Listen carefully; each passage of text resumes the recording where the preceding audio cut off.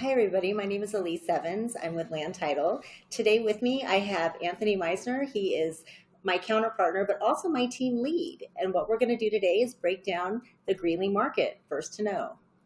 Thanks for having me today. Let's dive right into it. I think there's some really important trends here that take place, but definitely something to talk through. We're showing a lot of up and down in the average sales price across Greeley, but what we do know definitively is things have been staying fairly stable above where they were a little bit last year, right? The median's up 2.9%. Our average sales price right now is $460. Compared to last year, which was kind of a high month, we're off a little bit, but that's less than $20,000.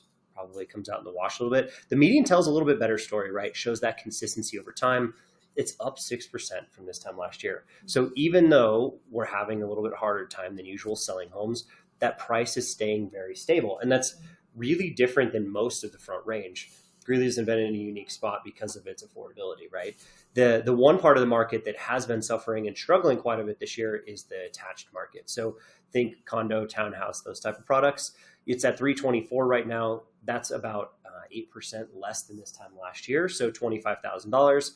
To no surprise, with less buyers active in the marketplace, especially first-time home buyers, the median slipped 6% as well. So this is really a little bit of compression taking place in the attached market.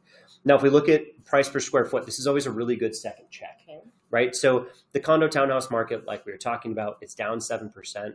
That really tells us that maybe what we were seeing is feeling pretty accurate. Now, when you look at the single-family home number, you had a huge, really big month last September. So we almost have to throw that number out. And then we have the worst month of the year. So we sold the smaller homes in Greeley. So really that 17% doesn't tell us a whole lot, but you can see that it's been trending down slightly, but very stable, comparatively similar to the previous few years. So I don't think there's anything too worrisome there. Okay. What people are going to feel the most, though, is active inventory on the market, right? Active units are up 30%. There's so many more listings sitting. And actually, there's been a lot expiring off the market as well, really since June. The issue with this, though, is seller appetite is so high that they keep listing homes. And so it's keeping that active units of inventory elevated. This is the first month all year where we've seen less homes come on the market than we did the previous year. But don't fret. I'm sure that sellers sitting on the market or sellers that want to sell will continue to list homes. It's just so many more sellers than buyers, right? And so we had 157 come on the market. We only have 100 go off the market in our pendings. Those pending numbers have been stable for 3 straight years, right? Okay. Every single month, very similar, very stable numbers. What that means is as a seller, you have to be, in the best shape. Right. You have to be the best price. You have to be the best one on the block, right? Absolutely. And so many of those just are sitting still because they're not. So it does put you up to 3.5 months of inventory in Greeley, but don't stress. It is a month more than last year, but you're still nowhere near most of your local competitors, right? Even think into Larimer County or other places where you have, smaller metropolitan areas. The affordability in Greeley is doing wonders for the market, I think. So that's always good to see.